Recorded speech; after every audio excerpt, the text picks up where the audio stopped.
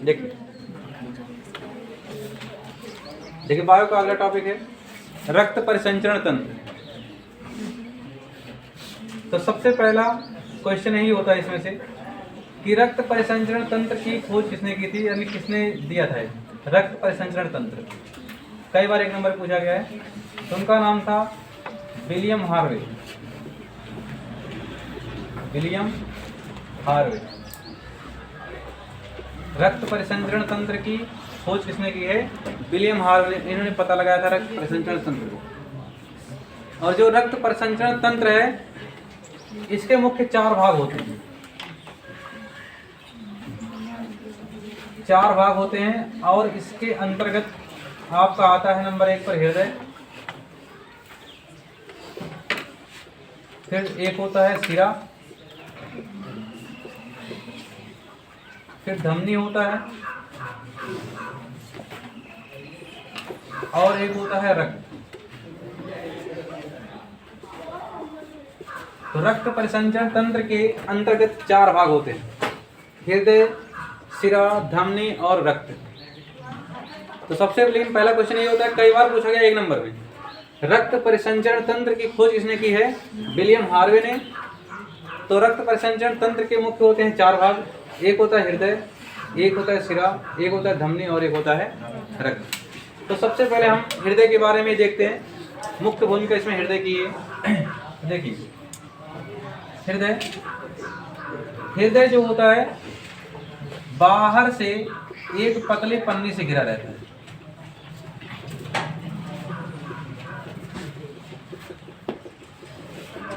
हृदय जो है बाहर से एक पतली पन्नी से घिरा रहता है।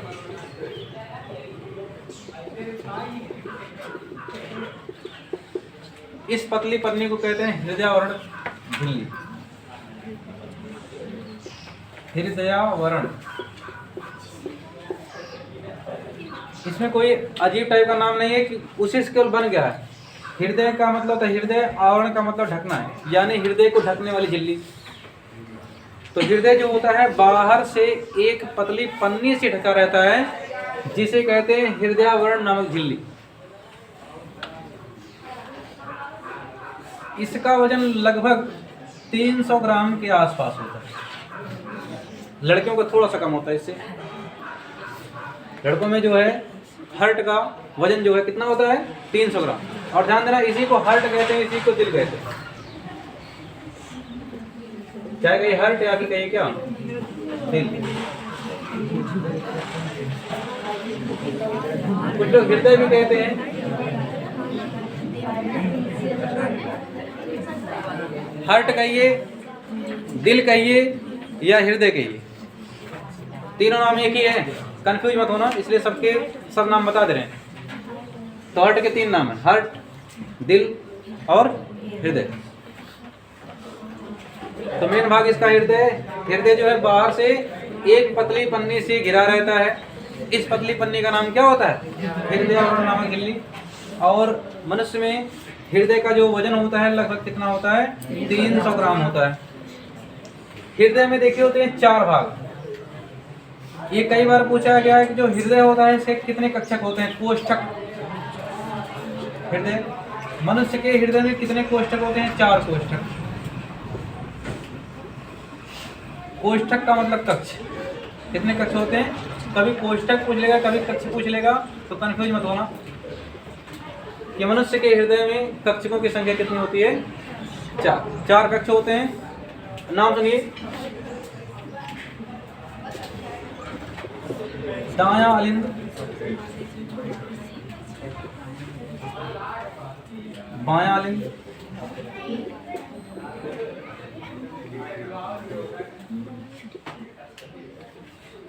दायां निलय,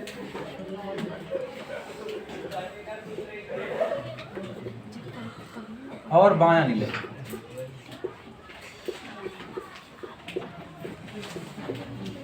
देखिए मनुष्य के हृदय में होते हैं 4 कक्षक, 4 कोष्ठक होते हैं। दायां अलिंद, बायां अलिंद, दायां निलय और बायां निलय। दायां अलिंद और दायां निलय तो यानी ये हो गया हृदय का दाहिना भाग और ये हो गया हृदय का बायां भाग। तो हृदय का जो दाहिना भाग होता है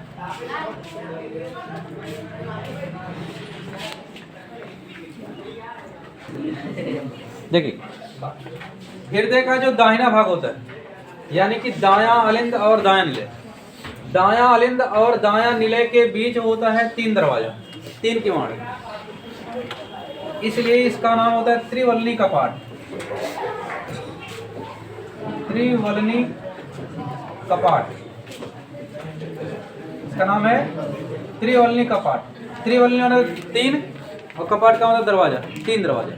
तो दाएं के बीच, दायां अलिंद और दायां निलय के बीच कितने दरवाजे होते हैं? 3। और इन तीनों क्या कहा जाता है? त्रिवलनी कपाट। और बाएं के बीच 2 दरवाजे होते हैं, इसे कहा जाता है द्विवलनी कपाट। द्विवलनी कपाट कहा जाता है। द्विवलनी कपाट कहा जाता है।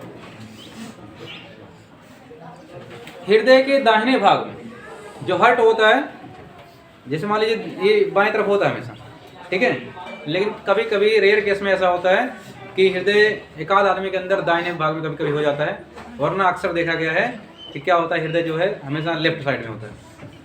लेफ्ट साइड में देखिए, जैसे यहाँ पे हृदय है अगर, तो हृदय का एक दाहिना भाग होता है और एक बायां भाग होता है।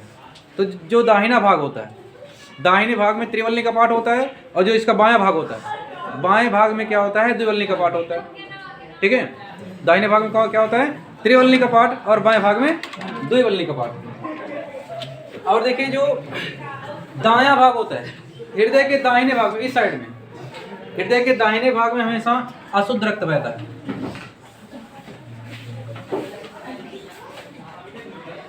अशुद्ध रक्त।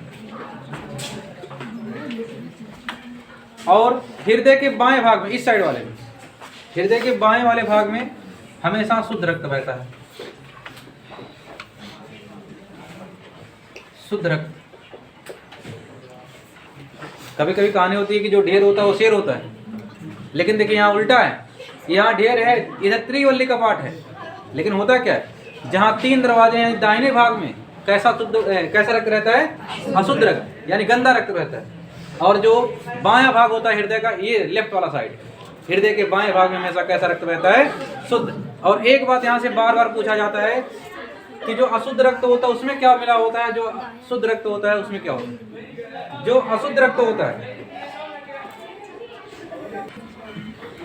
देखिए जो अशुद्ध रक्त होता है, अशुद्ध रक्त में कार्बन डाइऑक्साइड होता है, CO2 होता है। जो अशुद्ध रक्त होता है उसमें क्या रहता है? CO2 रहता है। और जो शुद्ध रक्त होता है उसमें होता है ऑक्सीजन, O2 होता है। ये कई बार पूछा गया है कि अशुद्ध रक्त में क्या बहता है? Carbon dioxide. और शुद्ध रक्त में क्या बहता है?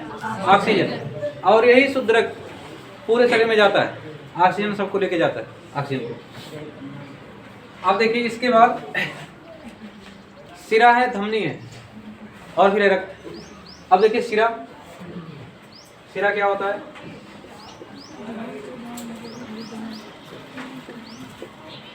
ऐसी रक्त वाहिनियां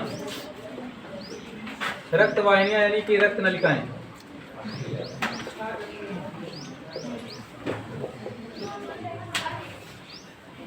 ऐसी रक्त वाहिनियां जो पूरे शरीर से रक्त को लेकर हृदय तक पहुंचाती हैं। ऐसी रक्त नलिकाएं, ऐसी रक्त वाहिनियां जो पूरे शरीर से रक्त को खींचकर कहाँ पहुंचाते हैं? हृदय की ओर ले जाते हैं, उसे कहते हैं सिरा। उसे क्या कहेंगे? सिरा। और अगर रक्त जो है शरीर से हृदय की ओर जा रहा है, अगर जो रक्त है वो शरीर से हृदय की ओर जा रहा है, तो ध्यान देना वो हमेशा ही अशुद्ध रक्त होगा। कैसा होगा? अशुद्ध होगा। और अशुद्ध रक्त में क्या बहता है? CO2। शरीर से हृदय की ओर ले जाने वाले रक्त वाहिनियों को, शरीर से हृदय की ओर ले जाने वाले रक्त वाहिनियों को क्या नाम दिया गया है? सिरा। और इसमें कैसा रक्त बहता है? हमेशा अशुद्ध रक्त, और अशुद्ध रक्त में क्या होता है? Carbon dioxide. अब ये पूछ लेता है कि अशुद्ध रक्त किसमें बहता है, शुद्ध रक्त किसमें बहता है? तो अशुद्ध रक्त किसमें बहेगा? शिरा में। अब देखिए यहीं बगल में धमनी, धमनी क्या होता है?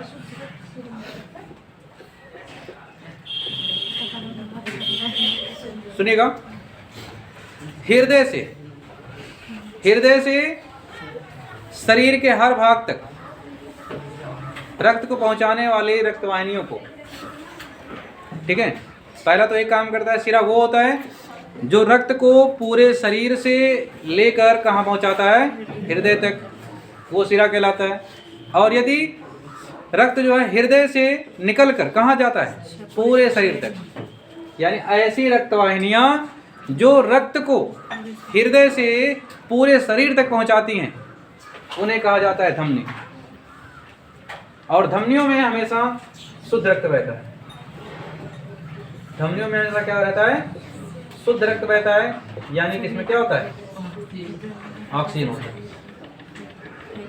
ठीक है, फिर से, ऐसी रक्तवाहिनियां जो रक्त को पूरे शरीर से हृदय की ओर ले जाती हैं उन्हें कहते हैं शिरा। ऐसी रक्तवाहिनियां जो रक्त को हृदय से पूरे शरीर की ओर ले जाती हैं उन्हें कहते हैं धमनी। शिराओं में रक्त कैसा होता है? अशुद्ध, और धमनी में रक्त कैसा होता है? शुद्ध। इसमें लेकिन एक अपवाद भी है, सुनिएगा ध्यान से, इसमें एक अपवाद है, वही अपवाद हमेशा आता है। पल्मोनरी, इसको एक नाम से और भी जानते हैं, फुफ्फुस।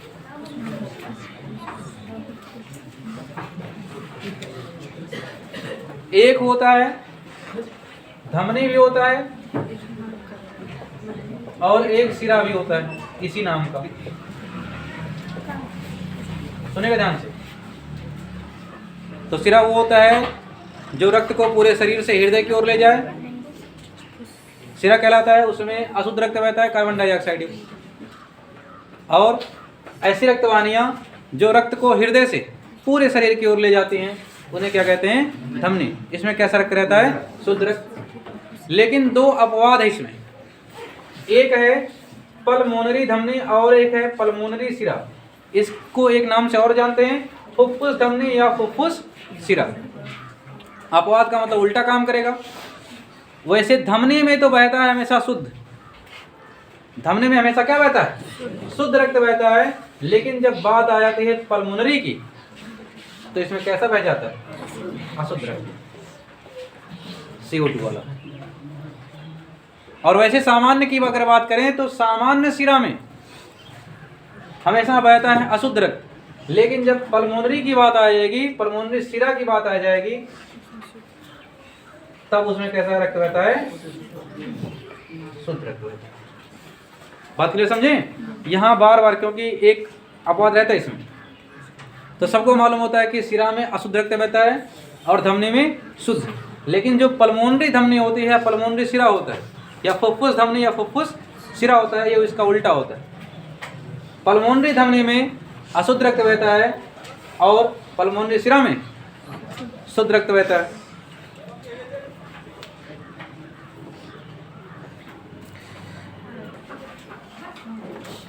देखिए,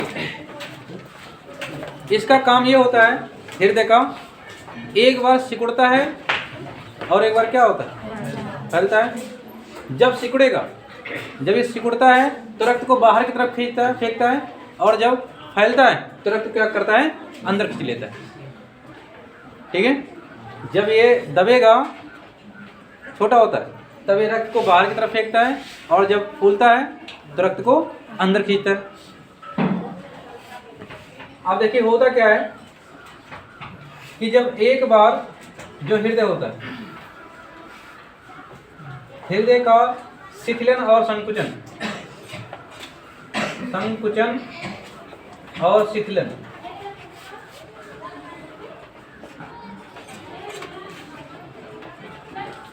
हृदय के संकुचन और शिथिलन को, यानी सिकुड़ने और फैलने को संकुचन होता है सिकुड़ना, शीतलन होता है फैलना। हृदय के संकुचन और शीतलन को कहते हैं धड़कन। क्या कहते हैं? धड़कन। इसको कहा जाता है धड़कन।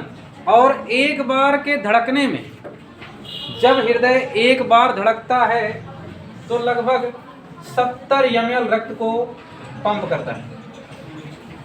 कितना रक्त? 70 ml रक्त जब एक बार धड़कता है। और हाँ, याद रहे कि जो हृदय होता है 1 मिनट में, जो स्वस्थ होने से होता है 1 मिनट में लगभग कितनी बार? 72 बार। कितनी बार? 72 बार धड़कता है। और हाँ, जब लड़का बहुत छोटा, जब भ्रूण अवस्था में होता है, जब भ्रूण अवस्था होती है बच्चे की, भ्रूण अवस्था, जब भ्रूण अवस्था होती है तब 1 मिनट में इसी का दुगना कर दीजिए। 72 दुनिया कितना हो जाएगा? सोचो, 44। इसमें 6 और जोड़ दीजिए, 150 बार। कितनी बार? 150 बार। हाँ, 150 बार धड़कता है जब भ्रूण अवस्था रहती है बच्चे की। तब सामान्य अवस्था में 1 मिनट में केवल कितनी बार धड़कता है? 72 बार। और जब भ्रूण अवस्था रहती है बच्चे की, तब 1 मिनट में कितनी बार धड़कता है? 150 बार। और एक बार जब संकुचन और शीतलन होता है हृदय का, तब उसे कहते हैं धड़कन। और एक धड़कन में रक्त कितना ml रक्त पंप करता है? 70 ml पंप करता है। और हाँ,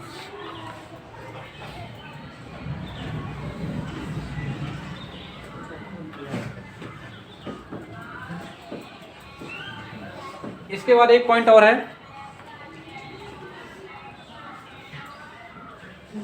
मनुष्य का जो है रक्तदाब, ठीक है, जिसे कहते हैं ब्लड प्रेशर, बीपी।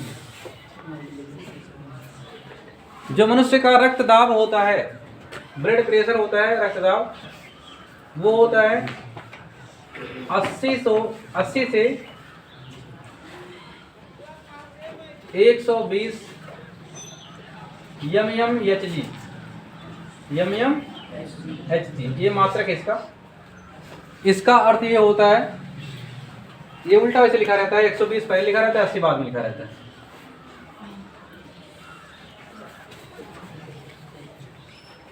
इसका अर्थ ये होता है कि जो बीपी होना चाहिए आपका, ब्लड प्रेशर, अधिकतम होना चाहिए 120 से ज़्यादा नहीं होना चाहिए, और 80 से कम नहीं होना चाहिए। अगर 80 से कम हो जाएगा तो कह देंगे आपका बीपी लो है। अगर 120 से ज़्यादा हो गया तब कहा जाता है आपका बीपी क्या हो गया है? ज़्यादा हो गया है। और जब कभी ऐसा हो, अगर आपका बीपी लो है तो नमक थोड़ा ज़्यादा खाइए, और अगर बीपी आपका क्या है? ज़्यादा है, तो नमक क्या कर दीजिए? कम कर दीजिए। ये सटीक हो जाता है। और ये पूछा जाता है कि जो ये बीपी मापा जाता है, बीपी की जो मशीन होती है उसे क्या कहते हैं? उसका नाम होता है स्फिग्मोमैनोमीटर।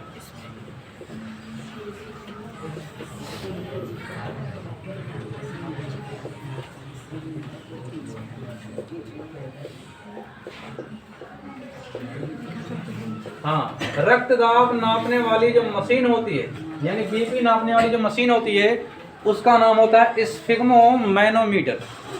स्फिग्मोमैनोमीटर ये होता है। पूरा फिर से देख लीजिए। रक्त परिसंचरण तंत्र, इसकी खोज की है विलियम हार्वे ने। और परिसंचरण तंत्र के मुख्य 4 भाग हैं: हृदय, शिरा, धमनी और रक्त। तो सबसे पहले हृदय। हृदय बाहर से एक पतले पन्ने से ढका रहता है, जिसे हृदय नामक झिल्ली कहते हैं। इसका वजन लगभग 300 ग्राम होता है। बाकी लड़कियों में इसका वजन थोड़ा सा कम होता है इसके अपेक्षा। इसके हृदय में 4 कक्षक होते हैं: दायां लिंद, बायां लिंद, दायां निलय, बायां निलय। 4 कोष्ठक होते हैं। दाएं दाएं के बीच त्रिवलनी का पार्ट होता है, और बाएं बाएं के बीच द्विवलनी का पार्ट होता है। हृदय के दाहिने भाग में हमेशा अशुद्ध रक्त बहता है, और हृदय के बाएं भाग में हमेशा शुद्ध रक्त बहता है। अशुद्ध रक्त कार्बन डाइऑक्साइड युक्त होता है और शुद्ध रक्त ऑक्सीजन युक्त होता है। अब इसके बाद आएगा शिरा और धमनी। ऐसी रक्तवाहिनियाँ जो रक्त को शरीर से हृदय की ओर ले जाती हैं उन्हें शिरा कहा जाता है। शिराओं में हमेशा अशुद्ध रक्त बहता है यानी कि कार्बन डाइऑक्साइड। और ऐसी रक्तवाहिनियाँ जो रक्त को हृदय से पूरे शरीर की ओर ले जाती हैं उन्हें धमनी कहा जाता है। और धमनियों में हमेशा शुद्ध रक्त बहता है यानी ये ऑक्सीजन युक्त होती हैं। इसमें दो अपवाद हैं, पल्मोनरी धमनी, पल्मोनरी शिरा। इसको फुफ्फुस के नाम से भी जानते हैं, फुफ्फुस धमनी या फुफ्फुस शिरा। वैसे धमनियों में हमेशा शुद्ध बहता है, लेकिन जब बात आ जाती है पल्मोनरी की तब उसमें अशुद्ध रक्त बहता है जो कि कार्बन डाइऑक्साइड युक्त होता है। और शिराओं में हमेशा बहता तो है अशुद्ध, लेकिन जब बात आती है पल्मोनरी की तो उसमें शुद्ध रक्त बहता है यानी कि ऑक्सीजन युक्त। हृदय की एक बार शिथिलन और संकुचन को, हृदय के संकुचन और शिथिलन को कहा जाता है सिकुड़ना, या कहा जाता है धड़कन। जब एक बार सिकुड़ेगा एक बार फैलेगा। जब सिकुड़ता है तो रक्त बाहर जाता है, जब फैलता है तो रक्त क्या हो जाता है, भर जाता है। तो जब हृदय एक बार संकुचित होगा एक बार शिथिल होगा तब उसे कहेंगे धड़कन, एक धड़कन कहते हैं उसको। और एक बार धड़कने में, जब हृदय एक बार धड़कता है तो उसमें लगभग 70 ml रक्त को पंप करता है। और एक स्वस्थ अगर मनुष्य है तो उसका जो धड़कन है 1 मिनट में, उसका दिल 1 मिनट में लगभग 72 बार धड़कता है। और जब भ्रूण अवस्था होती है बच्चे की, तो बच्चे की भ्रूण अवस्था में उसका दिल 1 मिनट में 150 बार धड़कता है। इसके बाद आता है ये जो बीपी होता है कितना होना चाहिए, यानी कि ब्लड प्रेशर, जो रक्तदाब है। रक्तदाब जो है 120 से 80 mmHg होना चाहिए। यानी अगर हाईएस्ट होना चाहिए आपका ब्लड प्रेशर बीपी 120 होना चाहिए, 120 से ज़्यादा नहीं होना चाहिए और 80 से कम नहीं होना चाहिए। अगर आपका रक्तदाब यानी बीपी 120 से ज़्यादा है तो यानी कि आपको क्या है, हाई बीपी है। और अगर 80 से कम है तो लो बीपी लो है आपकी। तो उसके लिए अगर बीपी लो हो तो नमक ज़्यादा खाइए, अगर बीपी ज़्यादा हो तो नमक क्या कर दीजिए, कम कर दीजिए। और इसको मापने के लिए, बीपी मापने के लिए एक मशीन आती है जिसका नाम होता है क्या, स्फिग्मोमैनोमीटर। रक्तदाब मापने की जो मशीन होती है उसका नाम क्या होता है, स्फिग्मोमैनोमीटर।